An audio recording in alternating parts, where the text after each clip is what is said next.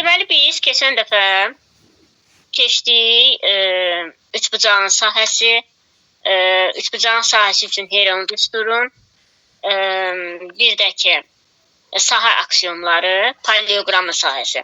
Bugün isə onun ardını keçirik. Trapesiyan sahəsi və rombun sahəsini keçəcəyik. Trapesiyan sahəsi nə deməkdir? Məsələn, hər hansı bir trapesiya çəkirik biz. Bir dənə trapesiya çəkək. Və buranı deyək B, buranı da deyək A. Trapesiyanın hər hansı bir hündürlüyünü də götürək H-la. Hatta hündürlük H-la təyin olunur. Trapesiyanın sahəsi oturacaqları cəminin yarısı ilə həmin tərəfə çəkilmiş hündürlüyü hasilinə bərabərdir. Yəni, mən və yaxud da buradan bir dənə də hündürlüyü çəkirəm. Hündürlüyü yox. Trapesiyanın yarısını çəkirəm. Məsələn, buranı götürürəm. Yarısı deyəndə tərəflərinin yarısıdır. Buranın da yarısıdır, buranın da yarısıdır. Deməli, mən burada S-i 2 cür tapa bilərəm. Birinci tapa bilərəm S bərabərdir L vurulsun H. L nədir? L o deməkdir ki, trapesiyanın orta xətti. Yəni, trapesiyanın orta xətti nəyə bərabər idi? A üstəgəl B bölünsün 2-yə. Düzdürmü? Və yaxud da bunu birinci yazmayayım, beyniniz qarışmasın. Birinci sahəni tapa bilirəm nə ilə? A-nın üstünə B gəlirəm, bölürəm 2-yə, vururam H-a.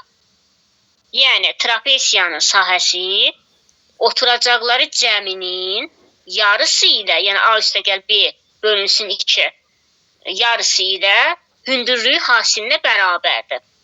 Və yaxud da biz trapesiyanın sahəsini S bərabərdir L H-la tapa bilərik. L vurulsun H-la.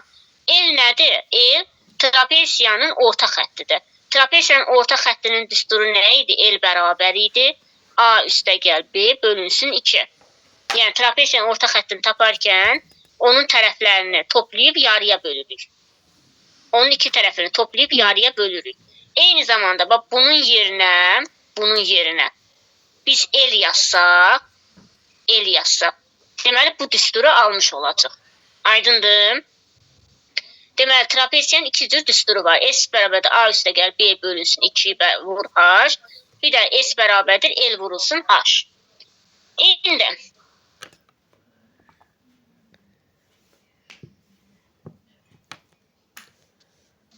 ikinci qaydamız. Deməli, burada, məsələn, gəlin bir dənə misal üzərindən nümunə götürək.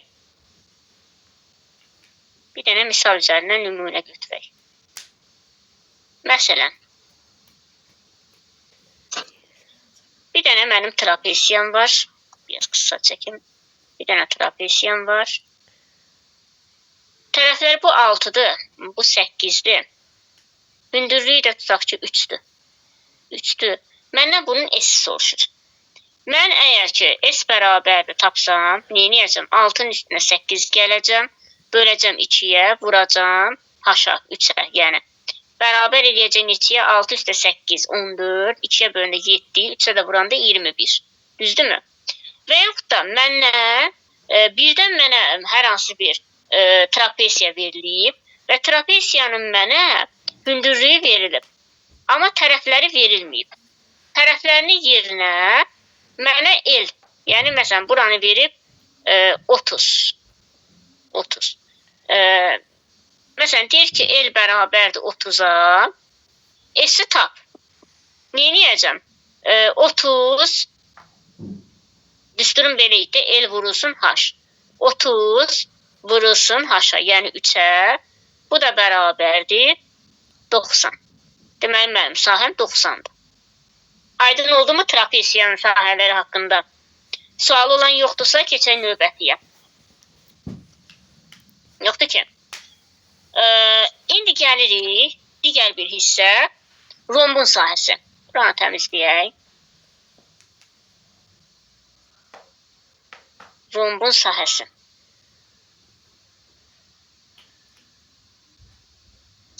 Rombun sahəsində məsələn, bir dənə romb çəkirik.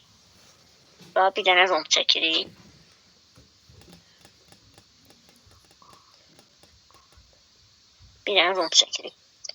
Və rombun hər hansı bir tərəfinə çəkilmiş, tərəfindən daha doğrusu çəkilmiş bir dənə hündürlüyüdür. Buranı deyək H, buranı da deyək A. Deməli, rombun 3 cür sahəsini tapa bilərik. Birinci tapa bilərik ki, rombun sahəsi onun tərəfi ilə hündürlüyün hasilinə bərabərdir. Yəni, S bərabərdir, A vurulsun H-a. S bərabərdir, A vurulsun H-a. Tutaq ki, H-ımız 2-dir, A-mız isə 10-dursa, S bərabərdir, 2 vurulsun 10-a, bu da bərabərdir 20. Bu bizim birinci halımız. İkinci halımız, bizə diagonalları verilibsə əgər, məsələn, tutaq ki, bir dənə rombdur. Yəni, bunu geçməyəcək.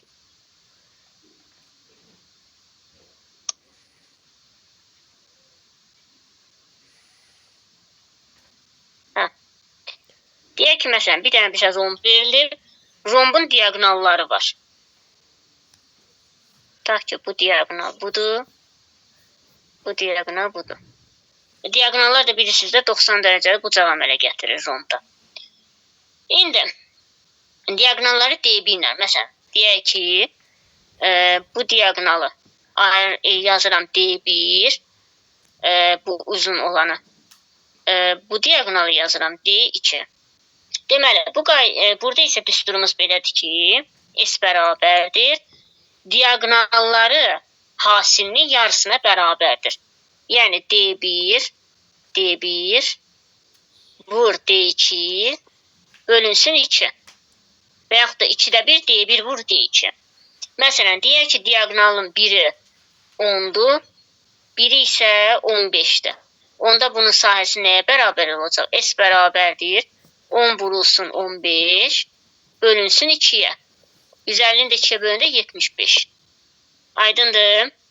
İndi üçüncü hissə isə, üçüncü olan hissə, məsələn, hər hansı bir rombu çəkirəm. Deyək ki, bir dənə belə bir romb çəkirəm. Bir dənə belə romb çəkirəm. Rombun yenə diagonallarını çəkirəm. Amma bu romb biraz fərqlidir. Diagonallar deyim ki, qısadır. Buna yazıram D1. Buna da yazıram, buna da yazıram D2. Buna, bir də buna. Aha. Burada S nəyə bərabərdir? İndi qaydaya əsasən deyirik ki, diagonalları qarşılıqlı perpendikulyar olan və qarşılıqlı perpendikulyardır. Diagonalları qarşılıqlı perpendikulyar olan ixtiyari qabarıq dördbucaqlının sahəsi diagonalları hasilinin yarısına bərabərdir. Yəni, bu romb olmasa belə, istənilən bir fiqur dördbucaqlı olsa, onun diagonalları 90 dərəcə bucaq əmələ gətirirsə, yəni qarşılıqlı perpendikulyardırsa, onun sahəsi bu düstura bərabər olmuş olacaq. Yəni, D1 vur D2 böl 2. O demək deyil, bu romb olsun ya da başqa bir fiqur olsun. Yəni, biz bilirik ki, onlar şərtimiz, qaydamız iki cürdür. Biri var, onların diagonalları qarşılıqlı perpendikulyar olmalıdır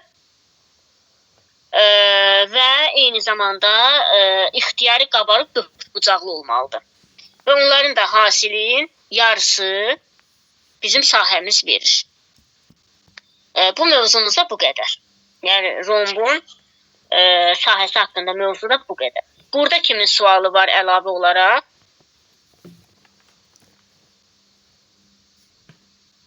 Var sualı olan? Yoxdur ki.